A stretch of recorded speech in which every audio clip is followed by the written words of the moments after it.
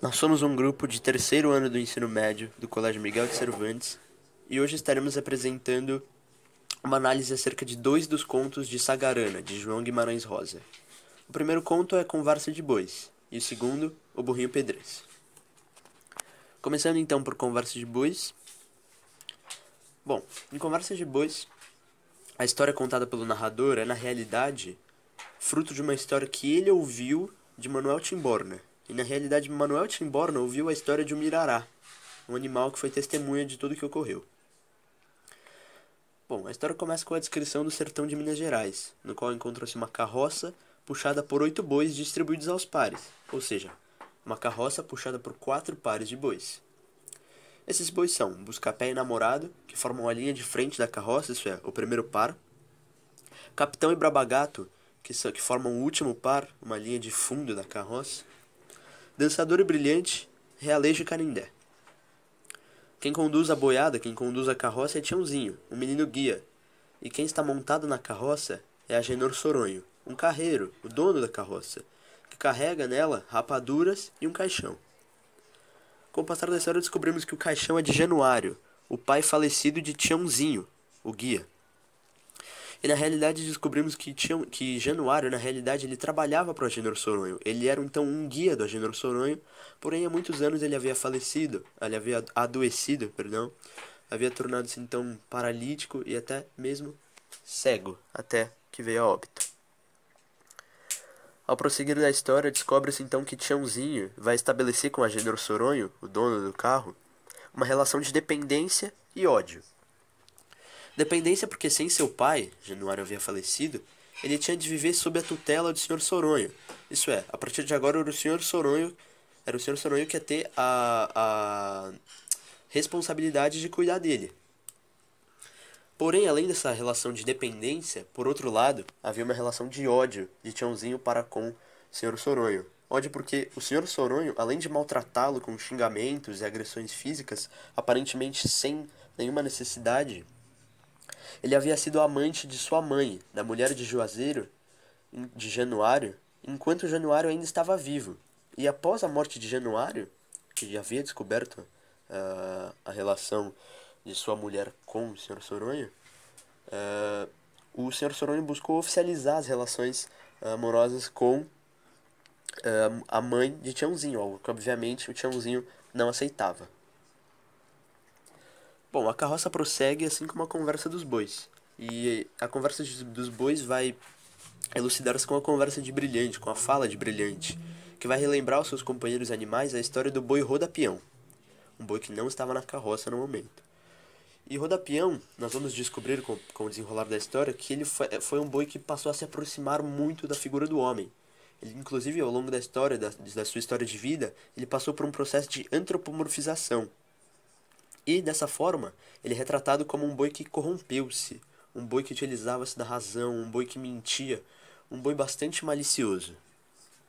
Então, Brilhante relata que um dia Rodapião estava em busca de água e, de certa forma, acabou traído por sua racionalidade. Ele se desequilibrou, caiu de uma ladeira e morreu.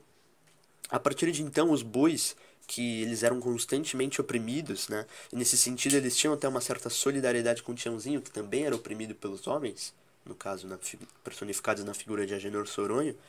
Os bois percebem que eles podiam vencer a inteligência dos homens, eles percebem que os homens poderiam ter suas inteligências traídas e acabaram sucumbindo, né? Isso foi, digamos assim, a lição que eles tiram do caso Rodapião. Bom, a viagem prossegue até que Agenor depara-se com a carroça de João Bala. A carroça essa que estava caída. E Agenor, ao questionar o carreiro, ao questionar João Bala, ele descobre que, na verdade, João Bala fracassou ao tentar subir uma ladeira, né? E ele acabou tombando sua carroça. Dessa forma, seu Agenor revela todo o seu orgulho e, em uma espécie de tentativa de autoafirmação de superioridade, ele pega sua carroça e sobe a ladeira. E ao conseguir o feito que João Bala havia fracassado ao tentar, ele chega ao topo da ladeira e, cansado, pois havia sido difícil subir até o topo da ladeira, ele encosta no chão, desce da carroça, né, encosta no chão e tira um cochilo. Os bois, então, extremamente solidários à causa de Tiãozinho e também lutando contra as opressões que eles sofriam, seu Agenor, que também os maltratava, que também era hostil aos seus animais.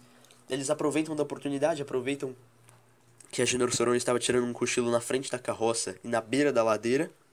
Eles avançam com a carroça para cima de Senhor Agenor, que despenca da ladeira e morre, terminando assim o conto. Bom, agora entrando na temática do conto, nós podemos ver que a temática principal que ronda boa parte da obra é a constante busca por justiça perante as situações de opressão.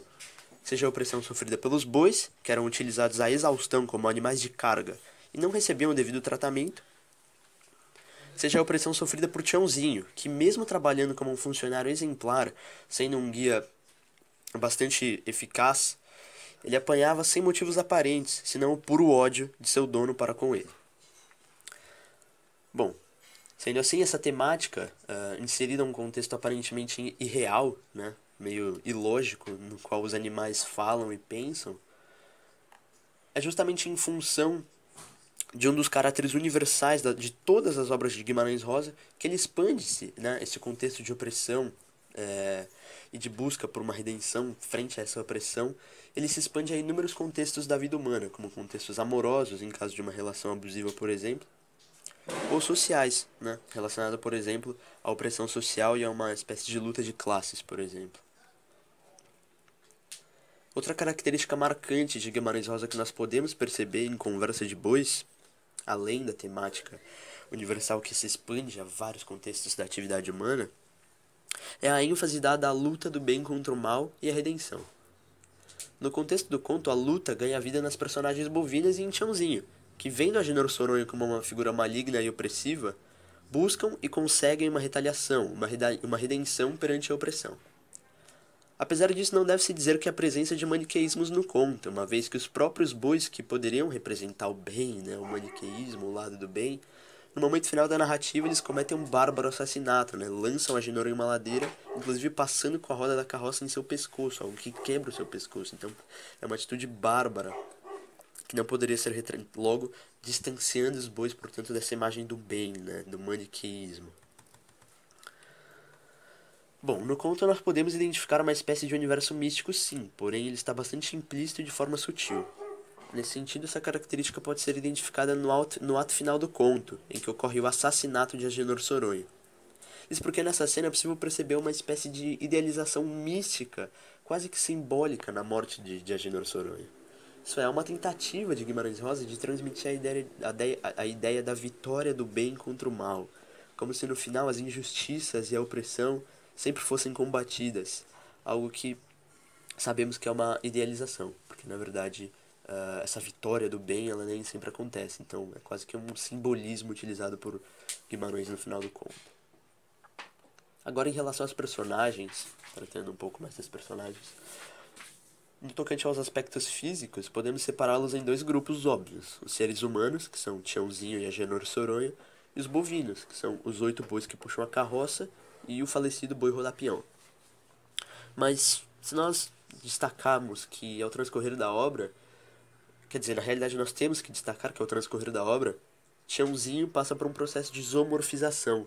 Isso é, ele vai cada vez mais ao longo da obra tendo afinidade com os animais, com os 8 bois que puxam a carroça, os dois grupos são oprimidos, enquanto que ele se distancia cada vez mais da figura do homem, ele se distancia cada vez mais do Agenor Soronho, que era um homem que o oprimia e que maltratava. Logo, portanto, ele se distancia dos homens, se aproxima dos animais em um processo de zoomorfização. Já em um processo reverso, Rodapião sofre um processo de antropomorfização. Ele era um boi, porém, conforme Brilhante conta a sua história, os bois vão contando, vão desenrolando a sua história, ele vai tornando-se cada vez mais uma figura maligna, um personagem malicioso, um personagem com um caráter distorcido, e, portanto, ele passa por esse processo de antropomorfização. Dessa forma, invadindo então as características psicológicas, podemos agrupar os personagens em dois grandes grupos no quesito moral, psicológico, caracterização da índole das personagens. Nós podemos ter o grupo de Agenor, Soronho e Rodapião, que são os identificados como seres humanos, os antropomórficos, digamos assim, e que assumem, portanto, características morais maliciosas, mentiras, agressões, maltratos, etc. Nesse sentido, nós temos o grupo contrário, o grupo dos bois de carga e de Tiãozinho, que, identificados com características animais, isso é, personagens zoomorfizados, são retratados como personagens inocentes e oprimidos, ao longo de toda a narrativa, apesar do ato de crueldade que cometem no conjunto final do conto.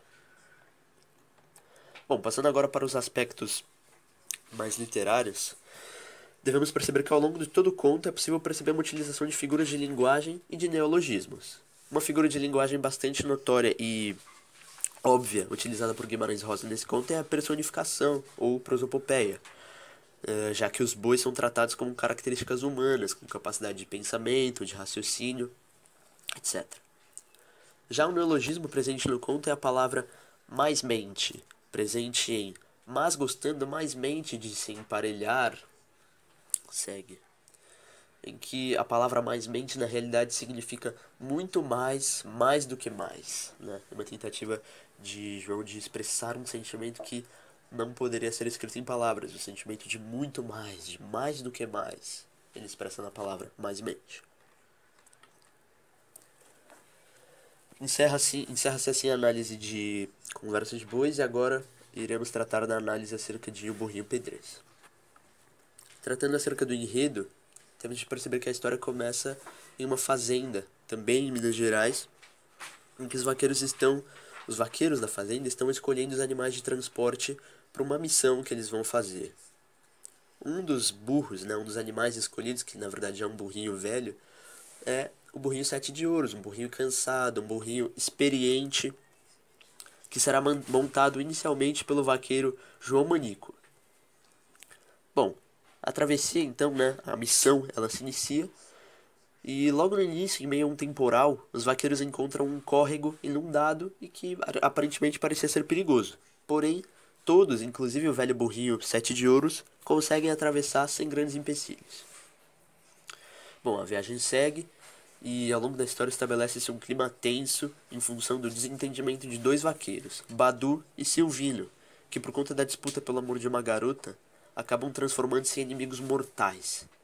Mortais porque inclusive Silvino dava indícios de planejar a morte de Badu, porém, através da ação dos outros vaqueiros que tentam apaziguar a situação, ele abandona o plano.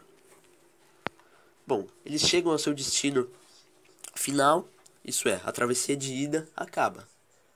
E acaba sem grandes desentendimentos entre os vaqueiros. De tal forma que nessa mesma noite, todos os vaqueiros saem para celebrar, deixam os burrinhos, os animais de lado e vão festejar. Com o fim da festa, eles já vão pegar os animais justamente para fazer o caminho de volta, o caminho de regresso para a fazenda.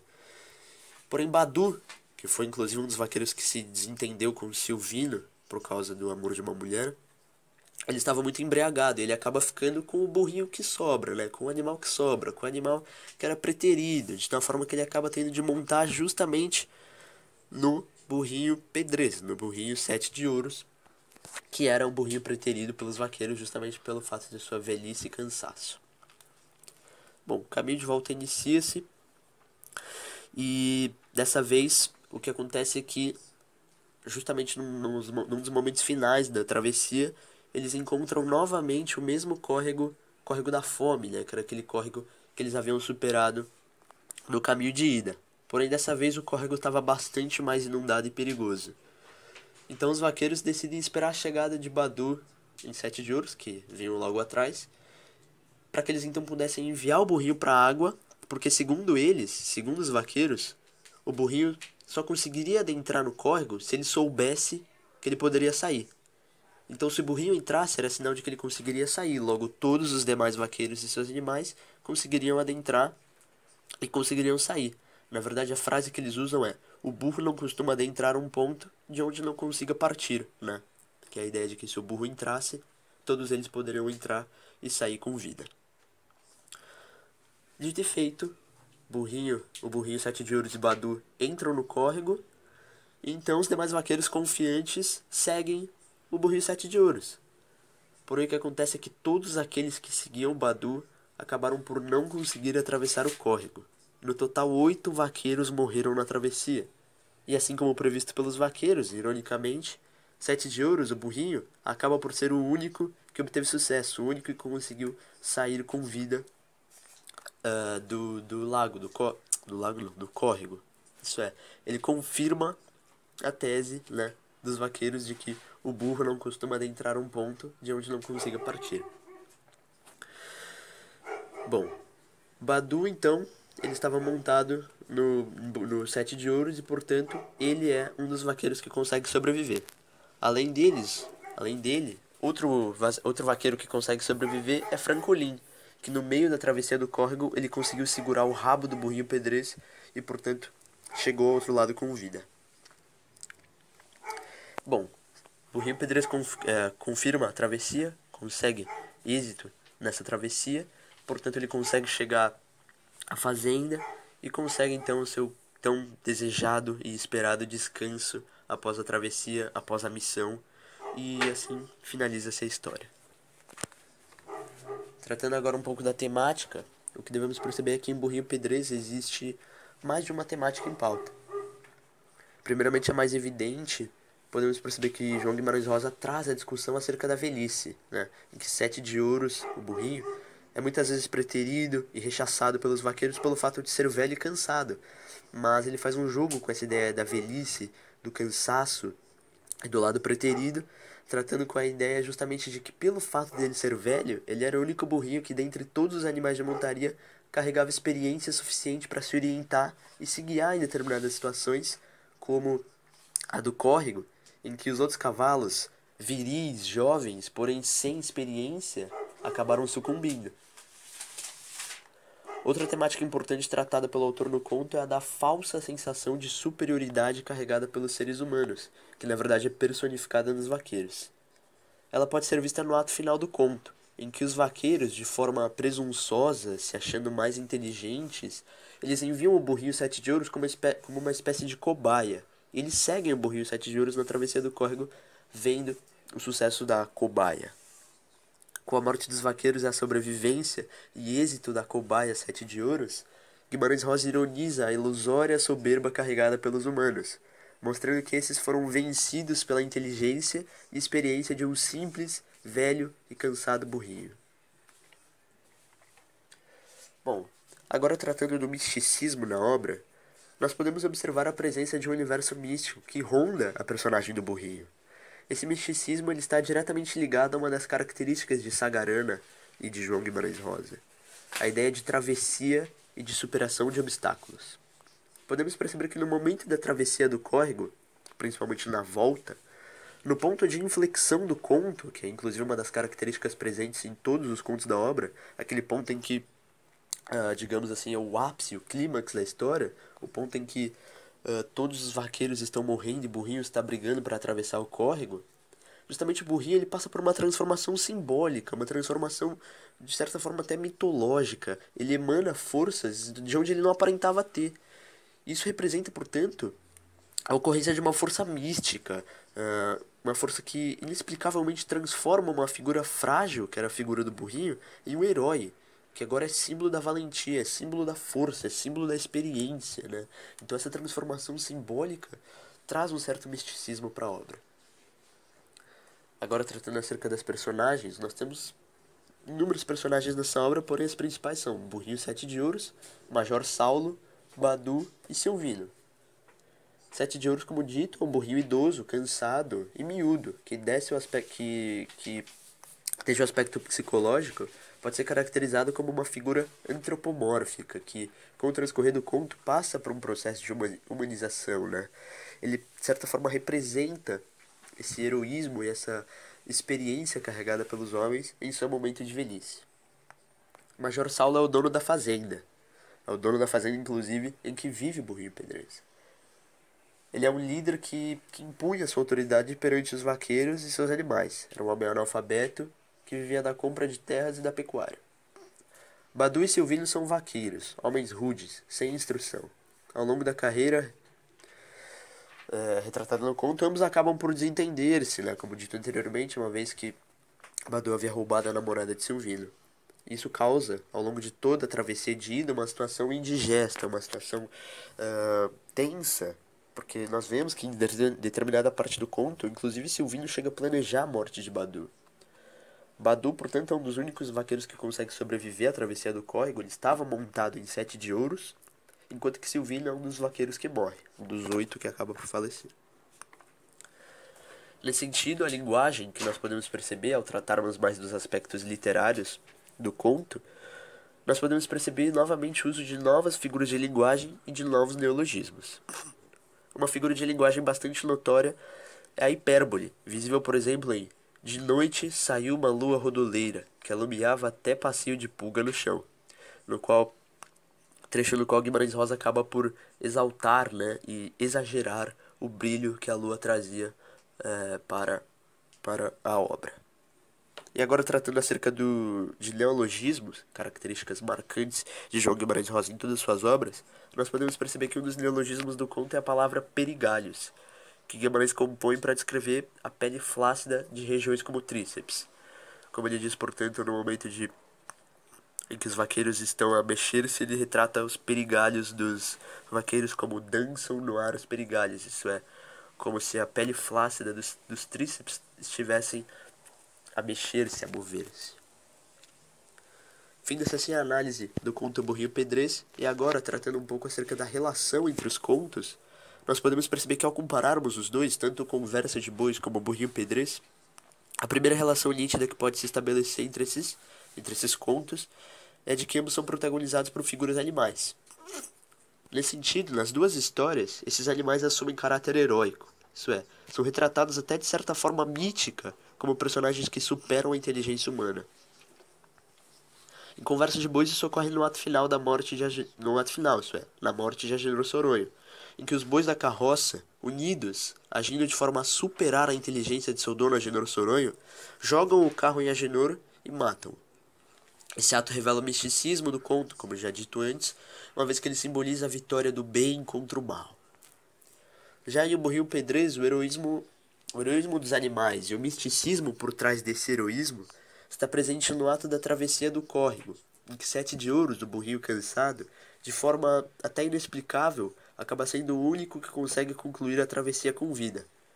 Esse heroísmo está na demonstração de uma força aparente, né? Uma força que urge e que aparentemente era inexistente. Assim como em Conversa de Bois também está relacionada a um certo misticismo, né? Essa força aparente, esse simbolismo, uma força que transforma o frágil ao forte mediante situações adversas.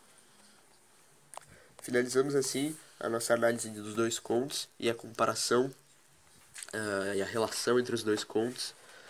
Obrigado.